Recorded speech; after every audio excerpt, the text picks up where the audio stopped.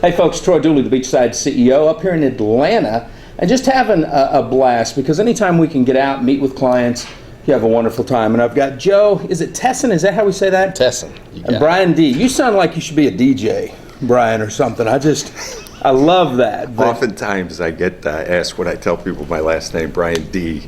They wait for the rest of it, and there is no more. Oh, no, I know, because when I first, it's like, okay, is it secret? Is it, like, is it just a D? Yeah, it's like, it's pretty cool. But, you know, a lot of people haven't heard of uTHRiV yet.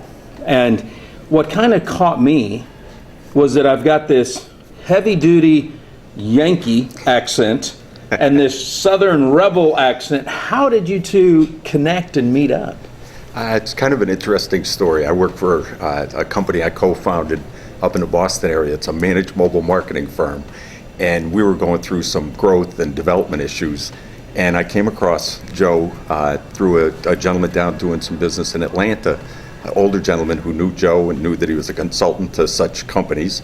And I reached out to Joe, and we kind of immediately connected. And at that point, I said, Joe, come on up to Massachusetts, sit down with my management team, and see if you can't come on as a consultant and help us work through some of our growth issues. And that's exactly what he did. That's what I did. And I tell you what, Troy, it's cold in Massachusetts. Oh, I bet it is. This Southern boy didn't do too well up there. But yeah, we worked together for about a year, and that evolved into a great friendship, relationship that's now becoming known as, uTHRiV.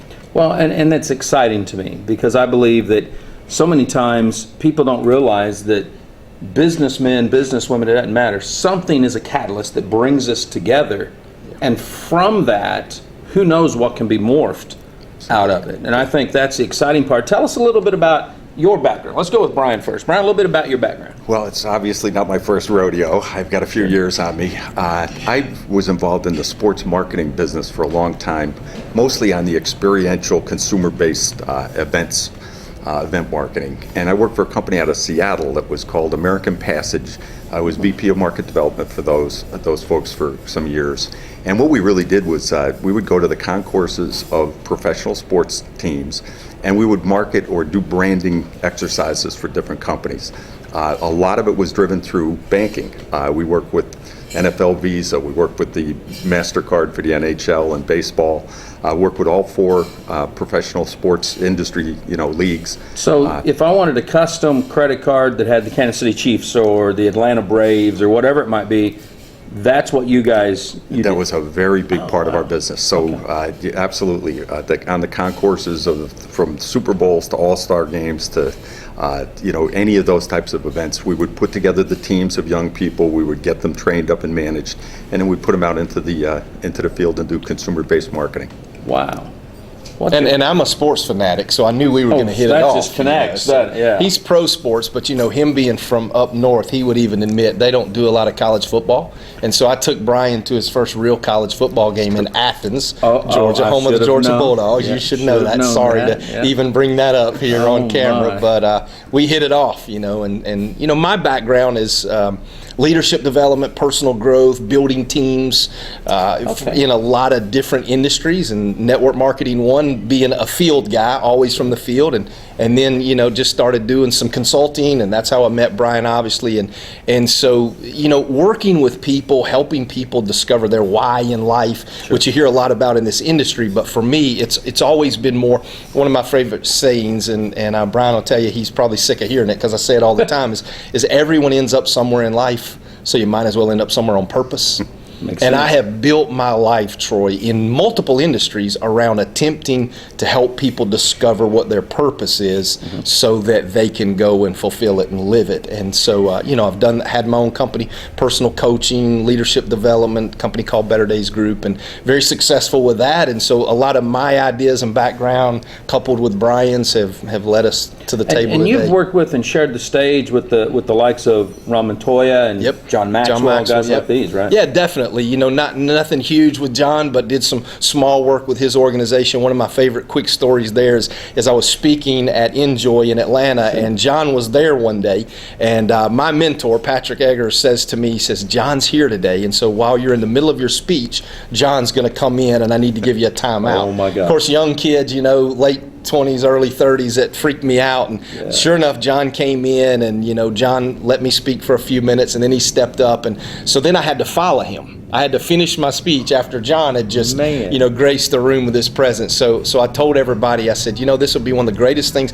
that ever happened to me as a speaker, because however I ever need to use this story, I'll always be able to say either I opened for John or John opened for me. So that's my favorite John Maxwell story. I love. Oh, that's good. So you used your leadership and persuasion techniques to get Brian to come into the network marketing. Yeah, basically, I guess, because I did. I guess I did a good job, because here he is.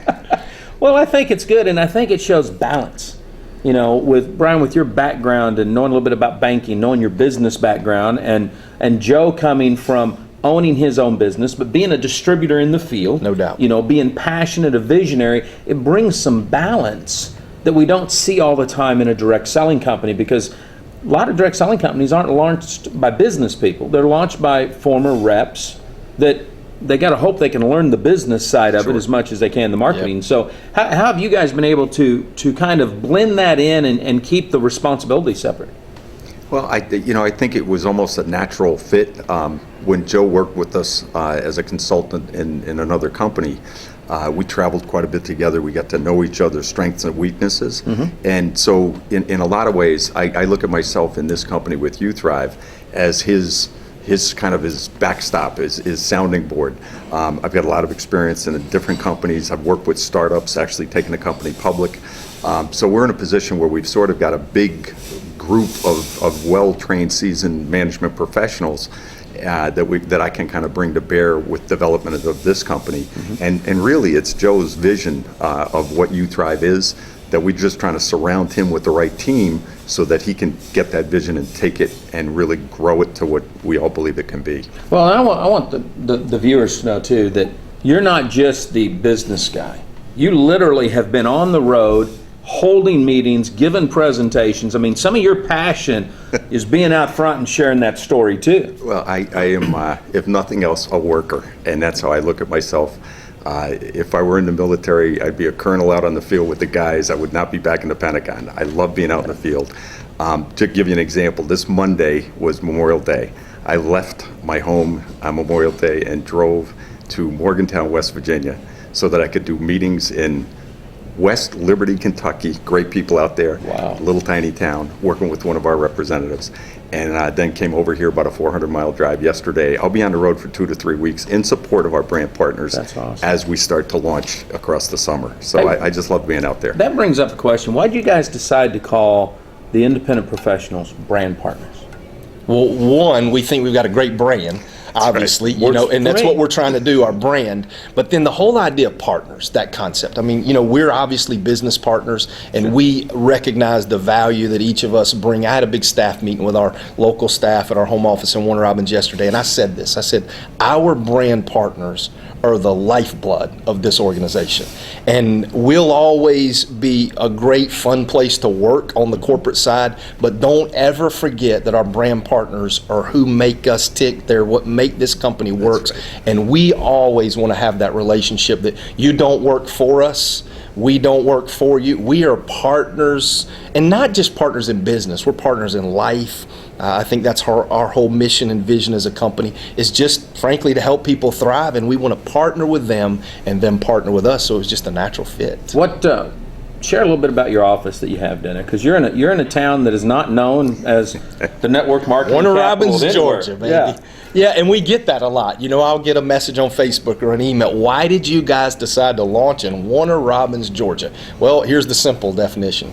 It's where I'm from. Oh, it's amazing. Home, right? So we talked about it in the early days. Warmer. It is warmer. Oh yeah, that was out of the question. Yeah. That was out of the question. No up north for me if I'm going to have to work there day in and day out. But Troy, it's where I'm from.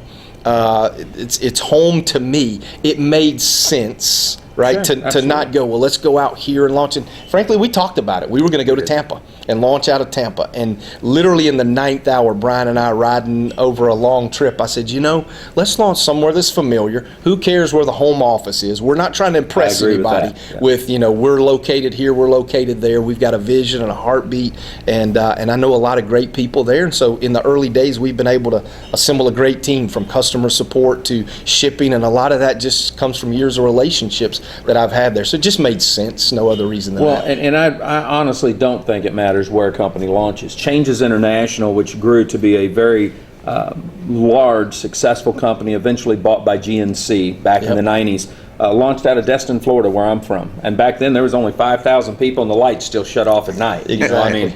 It's just one of those things that happens. And I think at the end of the day, it's the brand partners that really pushes to make the company what it is. Yeah.